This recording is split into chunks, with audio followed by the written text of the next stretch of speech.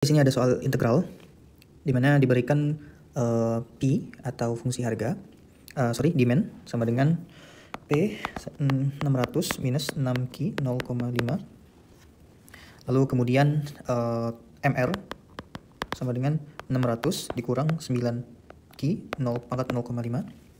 Nah, di sini kita ketahui pertanyaannya adalah total revenue, lalu kemudian the change in total revenue, lalu kemudian consumer surplus, dan the change in consumer surplus. Nah, karena kita sudah mengetahui MR, maka untuk mencari total revenue, ini adalah integral dari MR. Jadi, integral dari MR ini sama dengan total revenue. Maka, total revenue ini sama dengan integral dari 600 dikurang 9Q pangkat 0,5. Maka, sama dengan 600 Q dikurang 6 Q pangkat 1/2. Nah, 1/2 ini dari mana? Dari sini. Ingat, rumus integral adalah pangkat ditambah 1 dibagi sini. Yaitu 1/2 dibagi 9 sama dengan 6. Jadi 600 Q dikurang 6 Q pangkat 1/2. Nah, Q-nya ini adalah dari sini konstanta ditambahkan Q. Oke. Nah, lalu pada saat total revenue, pada saat Q-nya sama dengan 2.500, ya tinggal kita masukkan saja. Nah, karena ini adalah integral terbatas atau finite integral, maka kita tidak butuh C. Tahu dari mana ini adalah finite integral atau integral terbatas? Ya karena integral itu sendiri merupakan area, misalkan ya, kalau total revenue itu grafiknya itu adalah seperti ini misalkan ya, maka dia adalah area antara 0 sampai 2.500. Nah, dia adalah area seperti ini. Oke. Jadi kita menggunakan 0 sebagai batas bawah dan 2.500 sebagai batas atas. Jadi kita tulis di sini total revenue sama dengan batas bawahnya 0, batas atasnya 2.500, ya. 600 minus 9Q pangkat 1/2 pangkat 1/2. Atau bisa juga kita tulis 600 yang hasil integralnya. Sorry ini pangkatnya masih 0,5 karena ini belum diintegralkan. Setelah diintegralkan jadi 600 minus 600Q minus 9Q pangkat 1,5. Batasnya atasnya adalah 2.500, batas bawahnya adalah 0. Nah, ini kita tinggal masukkan saja di sini. 600 Q-nya diganti 2.500 dikurang di sini 9 ya. Banyak error, maaf. Di sini 9Q. Jadi 6Q karena ini udah diintegralkan dikurang 6 Q-nya 2.500 pangkat 1/2. Nah, karena ini adalah integral terbatas, maka ini nanti akan dikurang yang 0 ya. Meskipun tahu jawabannya 0, ditulis aja biar memudahkan pemahaman kita. Di sini 0 dikurang 6 pangkat 0 pangkat 1,5 ya, bukan 1/5, 1,5.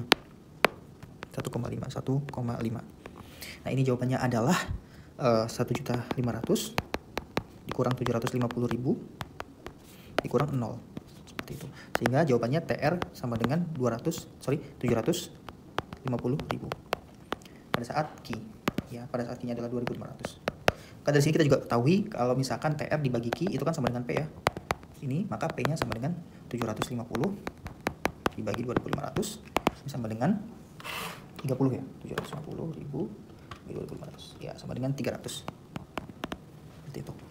Selanjutnya soal B, the change in total revenue when Q increase from 2025 to 2.500. Nah, ini sama menggunakan konsep finite integral, tapi batas bawahnya sekarang bukan 0 lagi, batas bawahnya adalah 2025 di sini. Maka ini yang di garis kuningkan misalkan begini ya. Nah, ini. Jadi kita menghitung integral antara garis kuning yaitu antara 2025 sampai 2.500. Itu secara konsepnya seperti itu secara teorinya. Maka kemudian persamaan yang ini ya kita akan copy dan kita akan ubah dengan batas bawahnya. Ini kita duplikatkan dulu. Seperti ini di bawah sini. Nah, ini. Maka kita gunakan batas bawahnya adalah 2025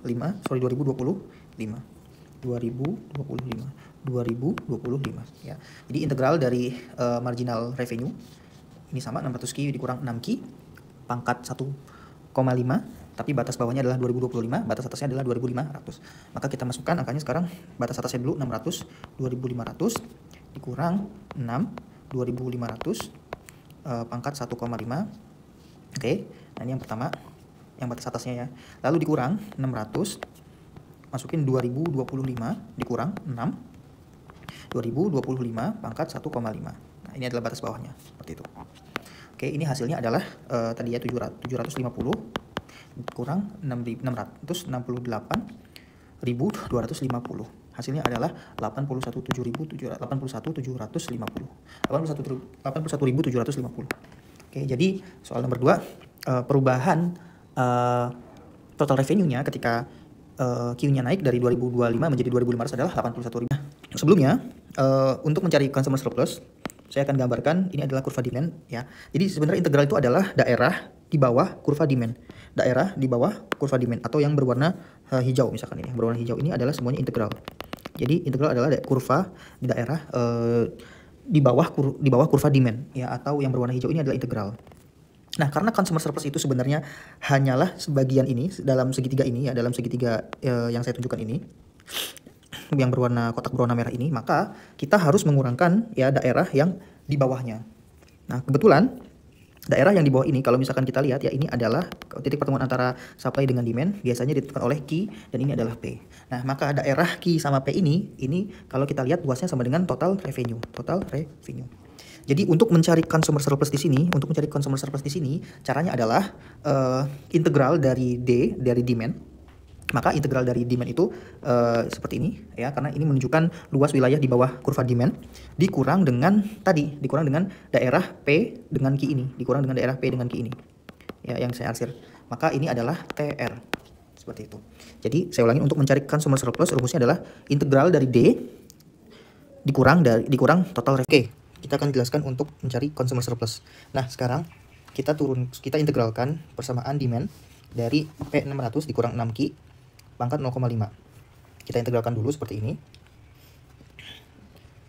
Integral finite 0 batas bawah dan 2500 batas atas, 600 dikurang 6Q 0,5 dikurang TR.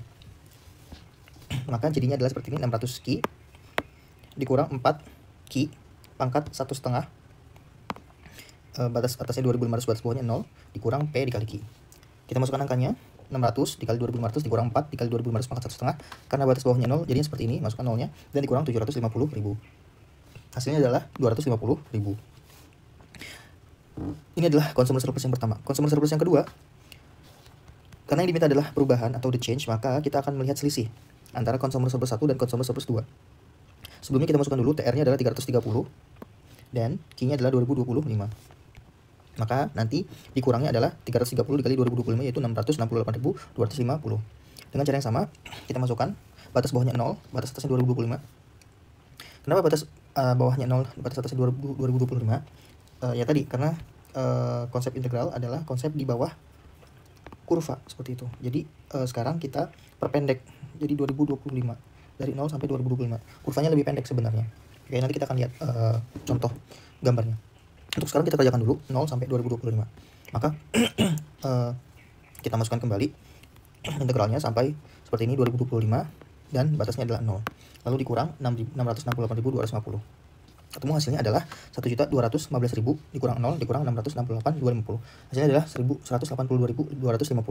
Lalu kemudian CS1 dan CS2 kita kurangin 250.000 dari soal nomor C dan 182.250. Hasilnya adalah 67.750.